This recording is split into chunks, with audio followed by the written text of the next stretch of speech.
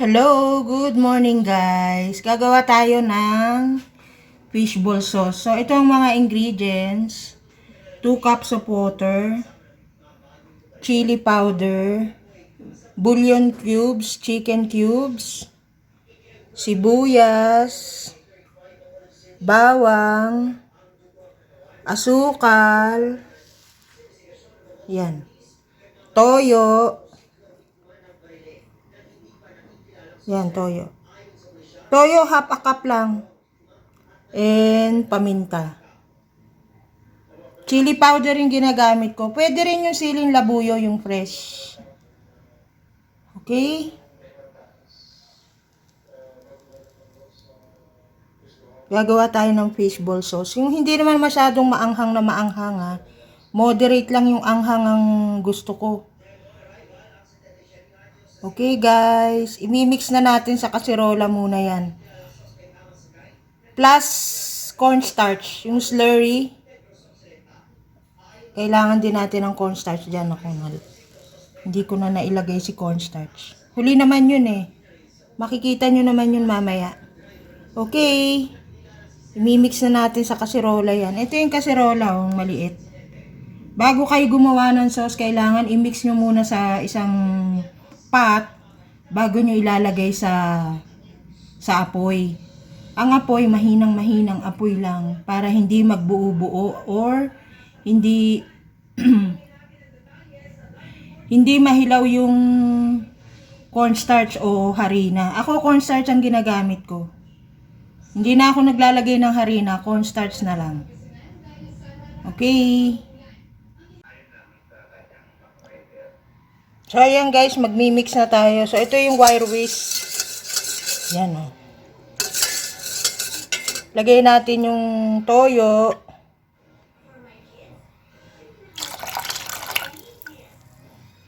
Asukal.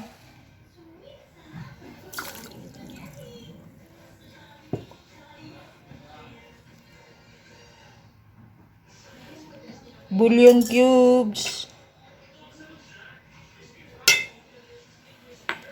At saka yung paminta. Konti lang. Halu-haluin nyo ha. Hanggang madiso, hanggang maano.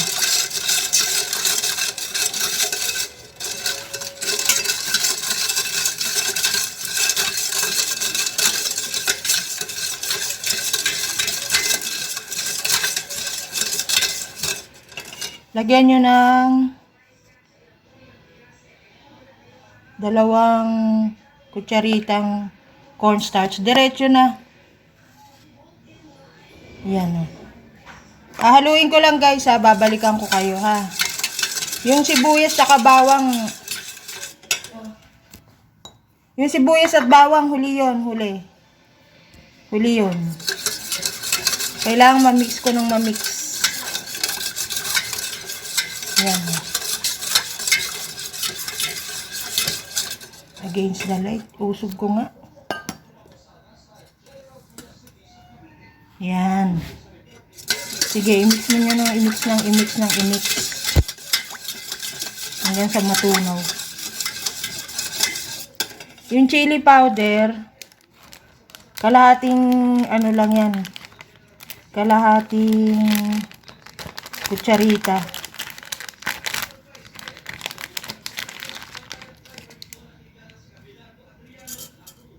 Yan. Ito lang oh. Ganyan lang karami kasi matapang yung chili powder na binibili ko. Ayan. Halo.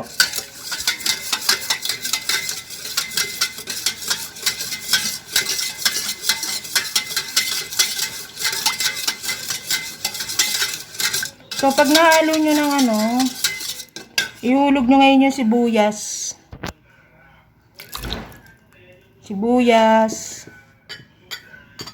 Bawang. Yan. Halo ulit. So, lang naman ang dyan eh. Haluin. Ngayon, sasalang na natin sa stove, sa kalan. Mahinang apoy lang to guys ha. I'll be right back. So ayan, nakasalang na sa stove. Kita nyo? Ayan. Antayin nyo lang lumapot ng lumapot. Hindi na ako naglagay ng asin. Kasi may chicken bouillon na yun. Haluin nyo lang ng haluin yan hanggang sa lumapot.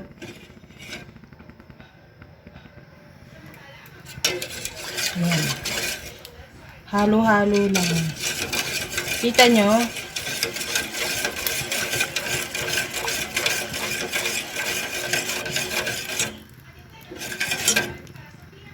Pwede nyo lagyan ng ano yan, yung siling labuyo, yung press. Kaso yung ginagamit ko chicken powder, chili powder. Konti lang, mga kalahating kutsarita. Yan na, yung manong fishball sauce.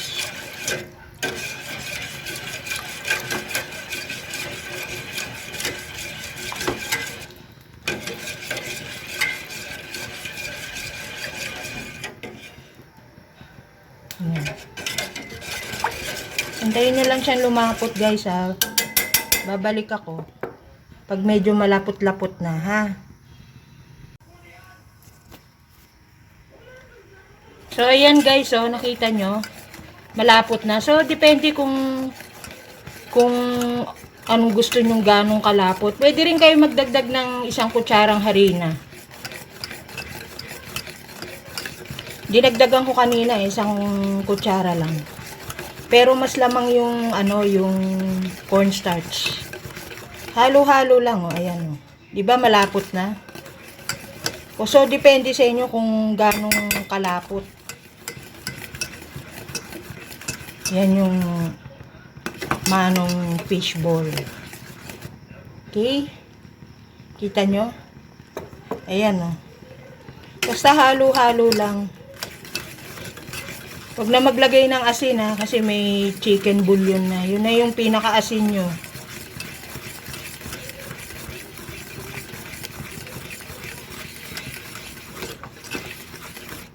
Yan.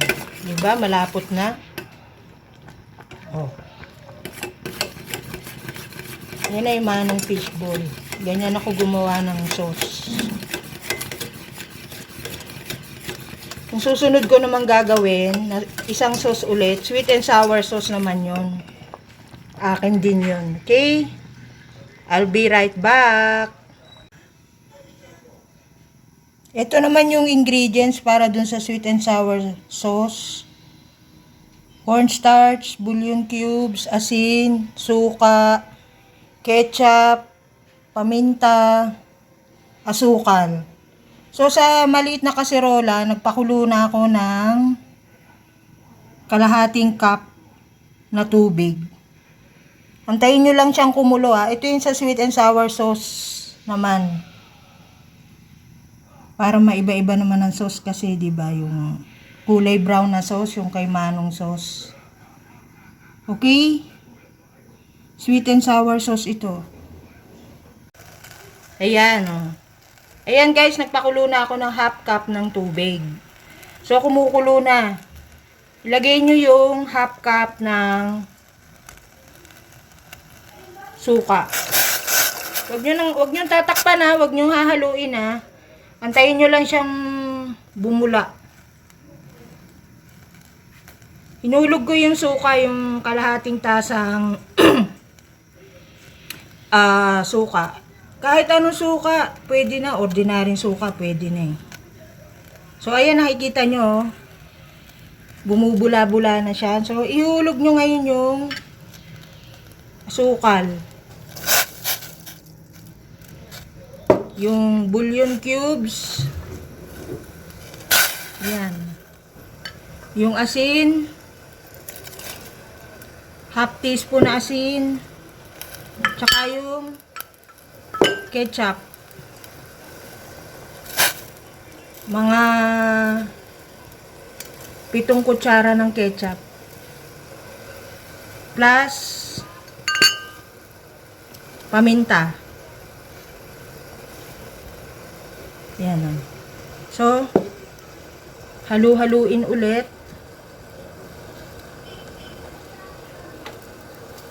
Halu-haluin nyo lang siya. I-ano nyo lang siya. Haluin nyo lang. Yan ang sweet and sour sauce ko naman.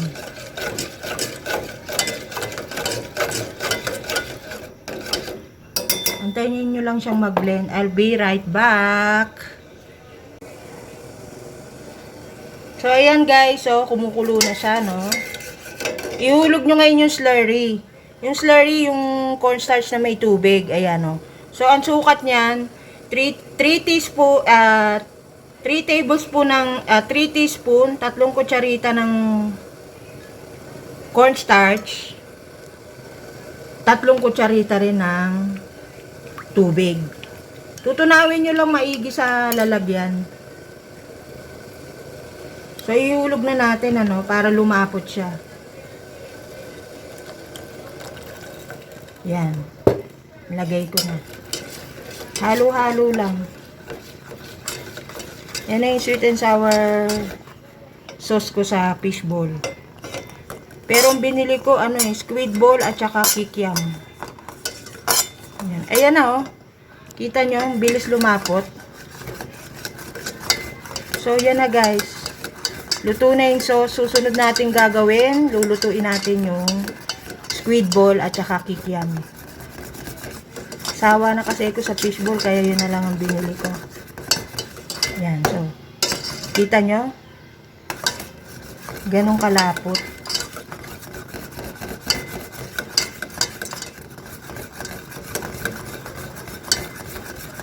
Haluin nyo lang ng haluin. Okay? I'll be right back.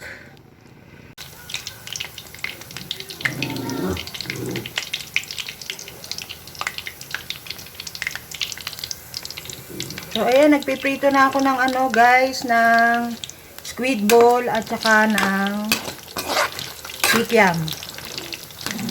Ayan. Hintayin lang natin maluto, okay? I'll be right back. So, ayan na, guys, oh, luto na. Ayan na yung squid ball, yung kikiam, tsaka yung manong fishball sauce, tsaka yung akin, yung sweet and sour sauce. Okay. See ya. See you sa next cooking vlog ko. Bye. Shout out sa lahat, ha. May isa pa kasi kung gagawin yung ensiladang talbos ng kamote na may kasamang iklog na pula. Okay. Bye-bye. See ya. Thank you. Shout out.